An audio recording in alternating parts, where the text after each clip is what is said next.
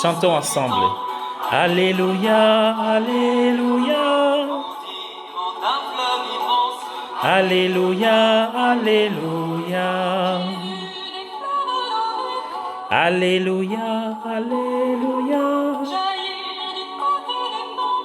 Alléluia, Alléluia. Bonjour à tous et à toutes et bienvenue à notre plage consacrée à la halte spirituelle pour la journée. J'ai vu les fleuves d'eau vive, l'Esprit Saint qui descend en action dans les actes des apôtres et dans chacune de nos vies. Nous sommes aujourd'hui le 13 avril 2021. Heureux de vous accueillir. L'évangile est un extrait de Jean au chapitre 3, versets 7 à 15, qui fait suite à celui d'hier. Justement, dans cette lecture, Jésus parle des choses de ce monde et des choses célestes. Pourtant, il ressort clairement de ce que Jésus a dit qu'il n'y a pas de distinction nette entre le monde terrestre et le monde céleste. Les choses célestes peuvent être vues à travers les choses terrestres. L'expérience humaine de la naissance peut nous parler d'une autre sorte de naissance, celle de l'esprit. Le phénomène naturel du vent peut nous parler du phénomène spirituel de l'Esprit Saint. Jésus est le Verbe incarné, Dieu sous forme humaine. Regardez la chair de Jésus, sa vie humaine, c'est regarder Dieu. En Jésus, le terrestre est devenu la révélation du céleste. Et Jésus nous montre comment voir la réalité profonde céleste dans et à travers la réalité terrestre. Souvent, nous voulons mobiliser tant et tant d'énergie et d'imagination, et pourtant Dieu est là. Sainte Thérèse disait, vivre en chrétien, c'est vivre les choses ordinaires de manière extraordinaire.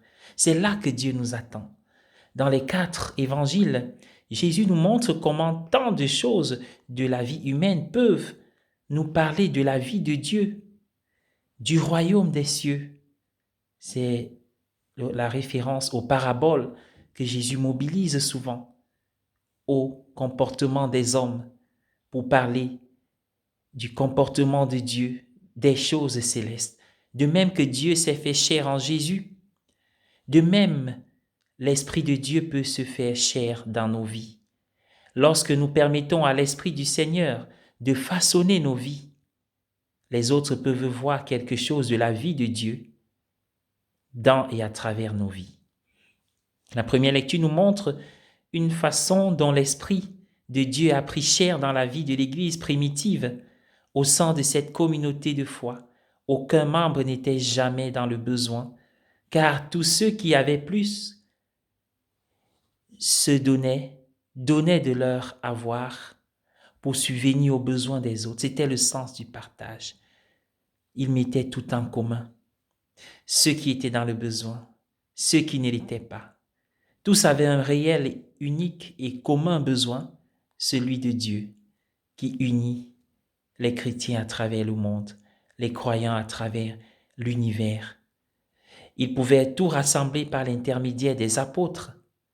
Une telle vie était le fruit de l'activité de l'Esprit au milieu d'eux. On nous parle de ce Barnabé qui signifiait le réconfort. C'est tellement profond. Ici, dans l'Église primitive, se trouvait la vie de Dieu sous forme humaine. La vie de Dieu est une vie d'amour donnée et reçue. Notre vocation en tant que croyants individuels et en tant que communauté de foi est de permettre à l'Esprit Saint de prendre chair dans nos vies afin que les autres puissent voir les choses célestes à travers notre façon de vivre et notre manière d'être en relation les uns avec les autres. Ah, qu'il est beau de voir des personnes qui s'aiment et prient ensemble, qui partagent leur joie, leur peine, dans la même espérance, le même corps. Amen. Bonne journée à tous et que nous soyons les uns pour les autres, comme Barnabé, un réconfort.